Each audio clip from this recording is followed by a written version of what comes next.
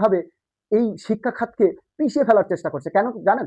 কারণ হচ্ছে একটাই, যাতে নাসিরউদ্দিন পাটোয়ারি এই বাংলাদেশে জন্ম নিতে না পারে, হাসনাত আব্দুল্লাহ যাতে এই বাংলাদেশে জন্ম নিতে না পারে, হাদির মতো একটা মানুষ যাতে এই বাংলাদেশে জন্ম নিতে না পারে। এই কারণেই কিন্তু এই পায়তারাগুলো চালানো হচ্ছে।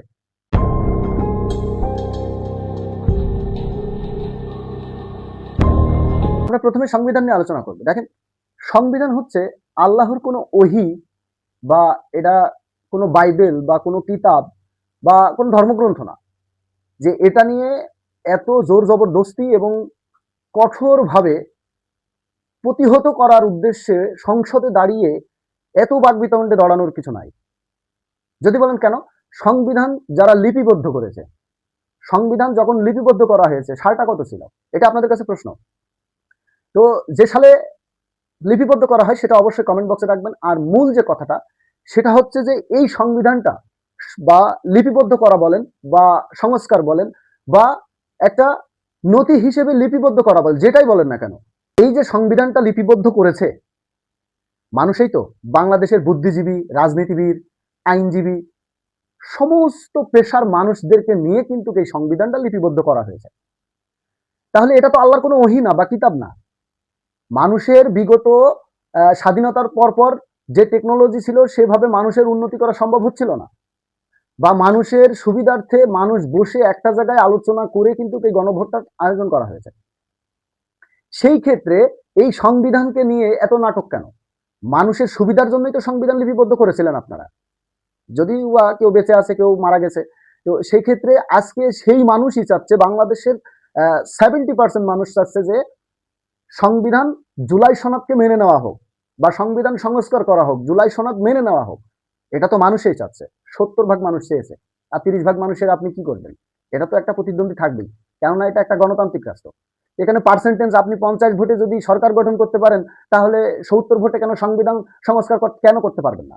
এটা হচ্ছে প্রশ্ন আপনাদের কাছে, যারা সরকার অডিয়েন্সে আছেন, যারা সরকার প্রধানের সাথে সম্পৃক্ত আছেন, তাদের কাছে প্রশ্ন রইল।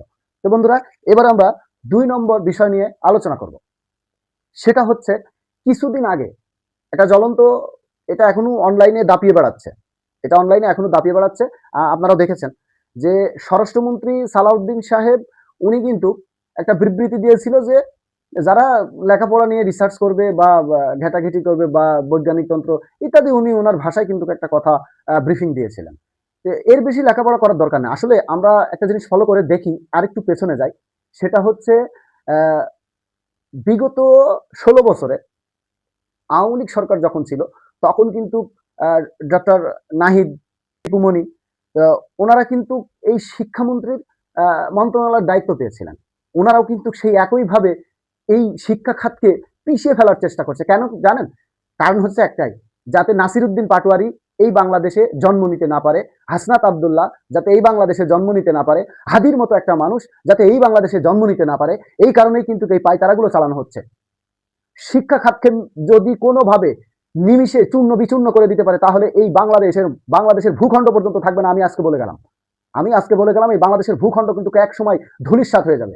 যদি আমরা জুলাইকে বাস্তবায়ন করে নিয়ে এই অন্যায়গুলো যদি প্রতিহত করতে না পারি, তাহলে অবশ্যই এর খেসারত একদিন আমাদেরকে দিতে হবে, অবশ্যই দিতে হবে। তো বন্ধুরা, এবার বলতে চাই যে সালাউদ্দিন সাহেব উনি বলছেন যে প্রয়োজন নেই, শিক্ষার বেশি প্রয়োজন। কেন শিক্ষার প্রয়োজন নেই? আপনি আপনার ছেলে তো বাইরে থেকে লেখাপড়া করিয়েছেন। এই জুলাই আন্দোলনে এ পর্যন্ত দেখেছেন সালাউদ্দিন সাহেবের ছেলে রাজপথে ছিল? দেখেছেন জাইমা রহমান উনি কি রাজপথে ছিল? রাজপথে ছিল আমার আপনার মতো পাগল ছাগল কৃষক, শ্রমিক, ভাই ও বোনেরা, ছাত্র, সাধারণ জনতা, এরাই ছিল কিন্তু।